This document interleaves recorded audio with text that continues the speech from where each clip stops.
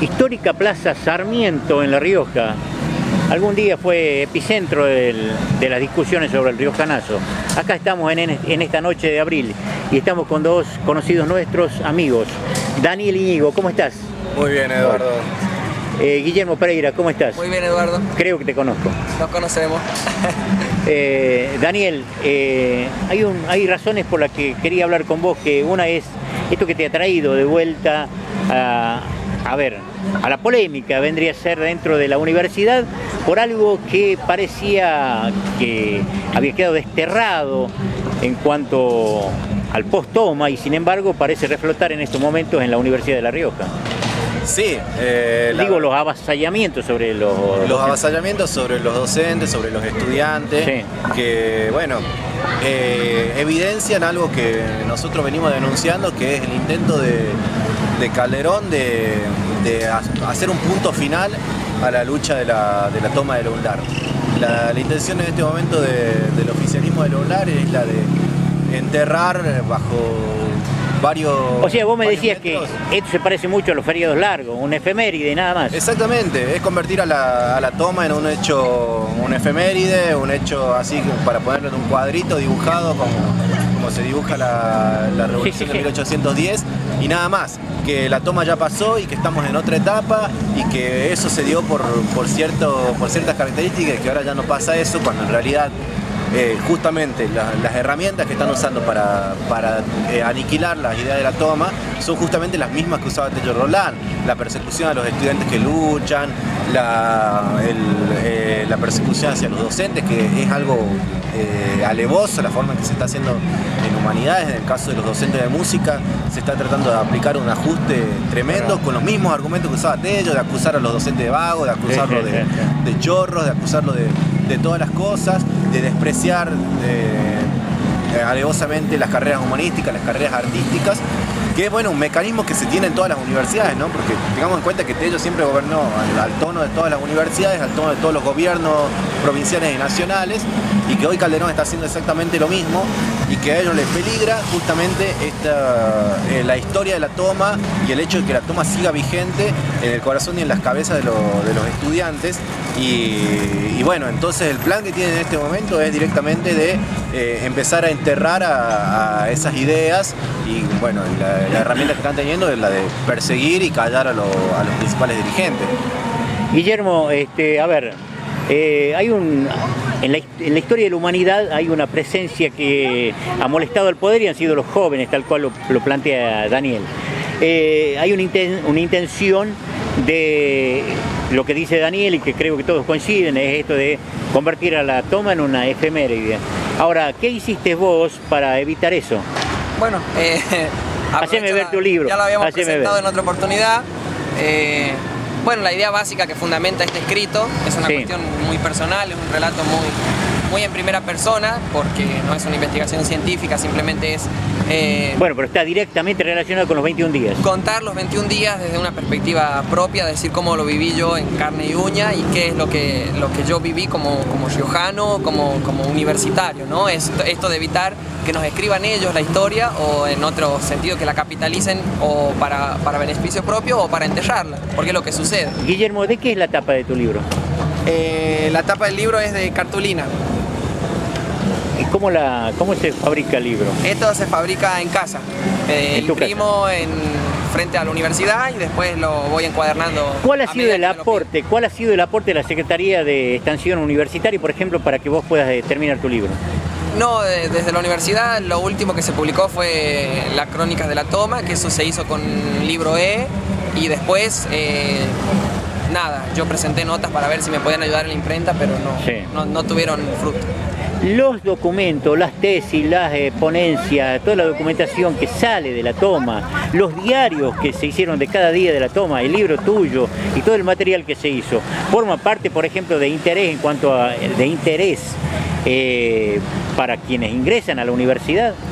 No, ¿Es de interés académico? ¿Se ha declarado de interés académico? No, en absoluto, porque hay una cuestión que, aparte de que es a pulmón, no hay un interés profundo desde lo académico, por fomentar, no solo por distribuir, porque yo no necesito prensa, en realidad lo que necesitamos es que esto, si no se vuelve obligatorio, por lo menos se vuelva complementario, para que los estudiantes que van ingresando sepan que ha habido un movimiento único en la historia de la humanidad, donde 4 estamentos, de forma pacífica, han logrado derribar un gobierno dictatorial de 21 años, situación que no se dio en otras universidades y que no se ha dado en absoluto de esa forma tan organizada.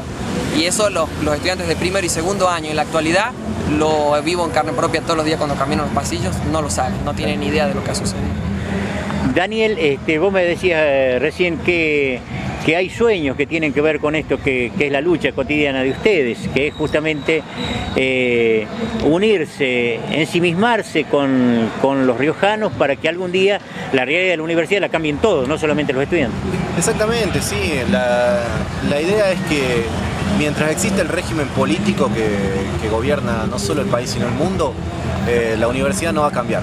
Entonces, lo que necesitamos es una organización no solamente de los estudiantes y de los docentes de la universidad, sino de toda la clase trabajadora, de todo el pueblo oprimido, para que justamente podamos liberar a la sociedad de ese régimen político que gobierna. Sí. Como decía antes, Calderón y Tello Roldán han respondido siempre a los mandatos de los gobiernos nacionales y provinciales, y lo que se vive dentro de las universidades es una copia, un reflejo exacto de cómo se vive en los gobiernos en general. Entonces lo que se necesita es una conciencia generada en la clase trabajadora y en la juventud para luchar contra ese régimen político, y que, como vos decís, que sea toda la sociedad la que pueda liberar una universidad, la que pueda transformarla, la que pueda deliberar democráticamente cómo se debe llevar adelante la universidad, cuál es la educación que necesitamos, y que la universidad sea esa universidad que nosotros queremos, la universidad de los trabajadores, la universidad del pueblo, una universidad que sea abierta y pública para todos, sí, y que no tenga esa concepción privatista que se la dan no solo los rectores, sino, como decían, los gobiernos. Recordemos que el gobierno kirchnerista viene gobernando 12 años con la ley de educación superior, que había gobernado cómodamente con Tello Roldán, nunca les había molestado que haya un tirano que esté hace 20 años en su sillón, que gobierna así con todos los rectores del país, que lo que pasa hoy, por ejemplo, con los docentes de música, que los echan de su carrera, que los echan de su trabajo, que les quieren cerrar la carrera, se condice con lo que pasa en otros lados. En este momento hay una toma del edificio del ISAC en Catamarca, sí, que es un instituto de arte, justamente por la falta de inversión por parte del Estado. El CBC en Buenos Aires está teniendo los conflictos similares. Entonces es todo un régimen político que hay que derribar, modificar, sí, de parte de la lucha de la sociedad en general, para transformar la sociedad en todos sus aspectos. Daniel, vos me decías que también estás pensando en organizar cuestiones que tienen que ver con este debate, ¿o están organizando ustedes? Sí, desde la Juventud del Partido Obrero, la UJS, estamos planeando una serie de charlas, debates, que justamente consisten en analizar un balance de la toma desde que empezó y hasta acá, cómo es que llegamos, nosotros decimos cómo llegamos aquí, cómo llegamos a esto, cómo es que se empezó y cómo se fue dando cada paso de la toma para que aquel movimiento tan gigantesco haya tenido, por ejemplo, grandes derrotas como fue la del voto ponderado, y otras cosas más, y también otras grandes victorias, que es el hecho de que en las últimas elecciones nosotros reivindicamos, más allá de que no reivindicamos en absoluto la figura de Alejandro Álvarez, reivindicamos el hecho de que los estudiantes, una vez más, rechacen a un gobierno y le avisen a un gobierno que ya no los manejan como quieren, que ya no votan por obediencia de vida, sino que ya hay una conciencia generada y que nosotros necesitamos seguir fomentando esa conciencia. En esa elección, la gestión de actual perdió por lejos. Perdió por lejos, claro. Ganó administrativamente, pero perdió en la realidad. Después tenemos otra charla que queremos hacer, que es justamente analizar dónde está el movimiento estudiantil hoy, qué pasa en UNLAR hoy, cómo nos empezamos a organizar desde ahora en más. Nosotros analizamos en este momento, en algunos sentidos, una desmoralización de algunos sectores combativos de la universidad, justamente a raíz de ciertas derrotas que hubo, hay cierta desmoralización. Nosotros lo que queremos es volver a activar esos sectores combativos. Y la última, bueno, que tenemos la intención, el anhelo, vamos a ver si lo podemos lograr, de que venga gente de la Federación Universitaria de Buenos Aires acá. La federación que, para los que no lo saben, hace 10 años fue recuperada por el movimiento estudiantil de izquierda, más precisamente hoy la dirige el Partido Obrero, y que justamente es una experiencia política del movimiento estudiantil muy interesante, de un movimiento muy politizado, un movimiento que hace justamente, que molesta mucho no solo a la burocracia universitaria, sino al gobierno en general, porque está politizando muchísimo a la juventud en la Universidad de Buenos Aires, y nosotros lo que queremos hacer es juntar esas dos experiencias, juntar la experiencia del UNLAR y juntar la experiencia de la Universidad de Buenos Aires, junto con otras experiencias que hay del movimiento estudiantil y de la juventud en todo el país, para que el movimiento estudiantil se maneje de forma unificada y que los jóvenes sigan haciendo temblar al régimen político. Al pelo. Guille, vos sos estudiante de Ciencias Políticas y estás cerca de completar tu carrera. ¿Qué te ocurre cuando lees, por ejemplo, a Chomsky, que es justamente docente en universidades norteamericanas? Y sin embargo es un gran crítico del poder norteamericano, es un crítico histórico del poder norteamericano. Sin embargo, en la universidad donde vos estuviste 21 días comiendo picadillo para cambiar las cosas, no pudieron darte ni siquiera la fotocopia. ¿Cómo vives esas paradojas, esas contradicciones cuando en realidad uno quiere cambiar? Bueno, como decía recién Daniel, por ahí te desmoraliza un poco no sentir acompañamiento. Por ahí lo entendemos por la posición que tenemos, ¿no?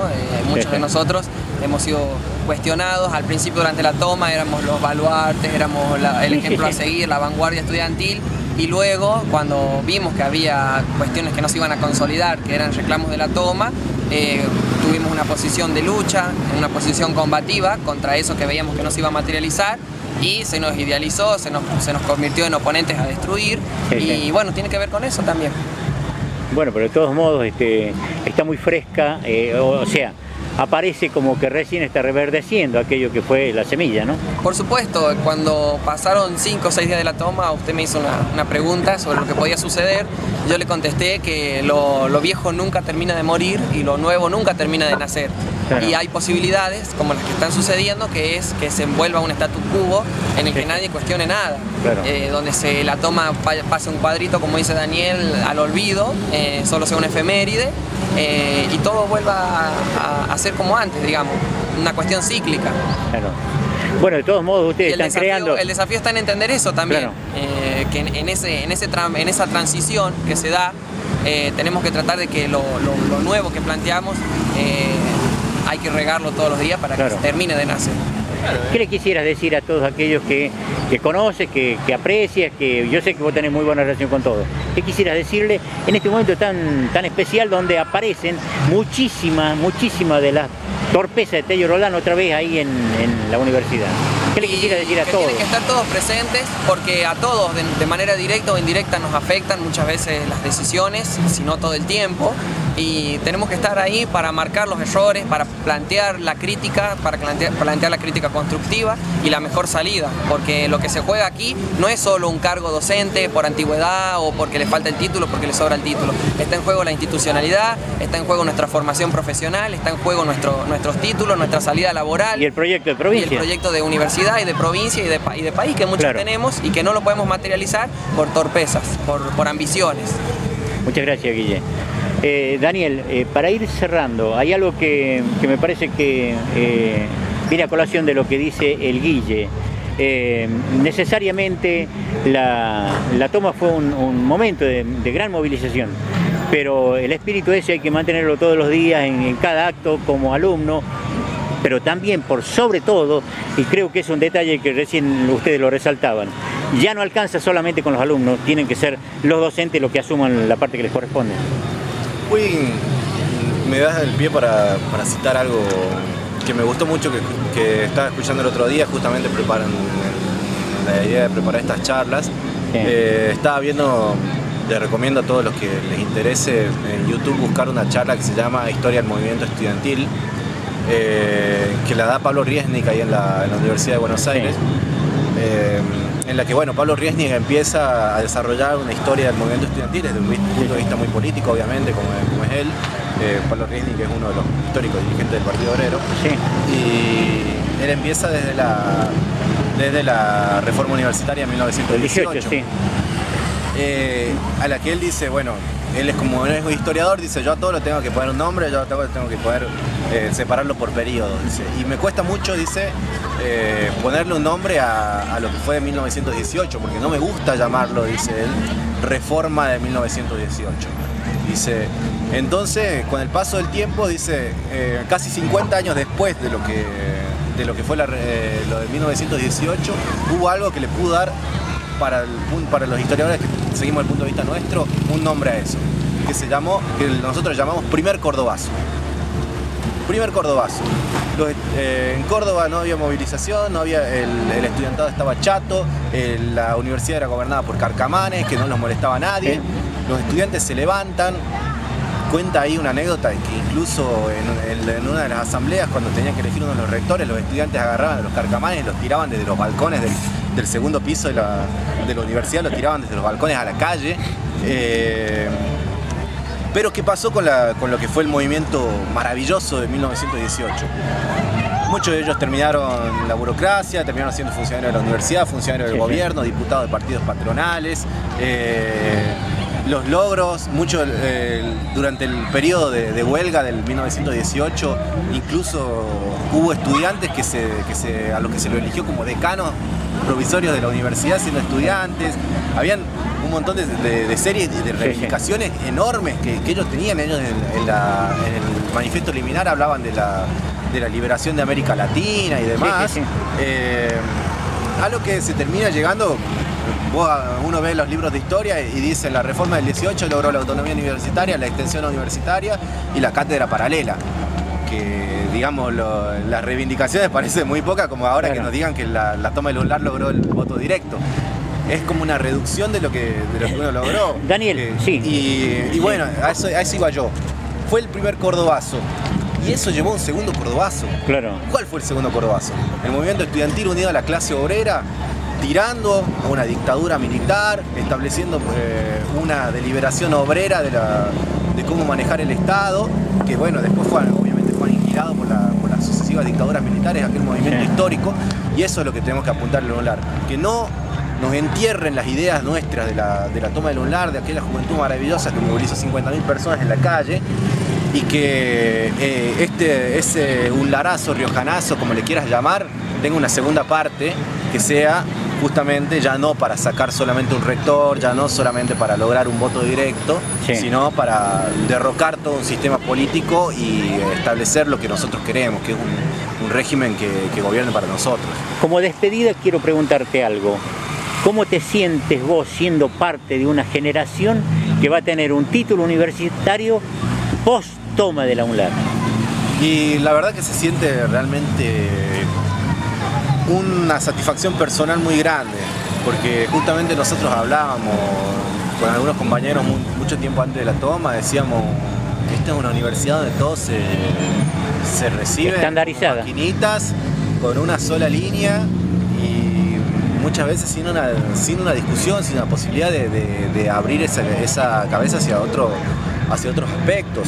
Yo soy estudiante de literatura inglesa, una carrera que, imagínense que hasta Taylor Roland nos llamaba elitistas a la carrera de literatura inglesa. Y hoy nosotros entendemos en la carrera y en otras carreras esa necesidad de justamente hacer la utilidad de todo ese conocimiento que tenemos nosotros para un uso, digamos, revolucionario, una necesidad de relacionar lo que aprendemos no solo en la universidad, sino lo que se aprende en la calle, lo que aprende uno en las movilizaciones, lo que aprende hablando con un trabajador, lo que aprende hablando con una mujer a la que le mataron la hija, y que todo eso es una construcción de conocimiento social y político y académico que nos enriquece muchísimo y que, bueno, es sin duda un logro de la toma. Nosotros después de la toma nunca más el profesor de literatura te enseñaba solamente las obras que él quería, se discutía, se ampliaba y se crecía en ese sentido. Yo creo que la toma dejó grandes logros en ese sentido, dejó un espíritu en el estudiante que es ya el de no dejarse mandar como se hacía antes. Y creo que esa cuestión de los estudiantes post-toma es una satisfacción, un logro enorme. La lucha continúa. Por supuesto, la lucha recién empieza. Muchas gracias, Daniel. Muchas gracias.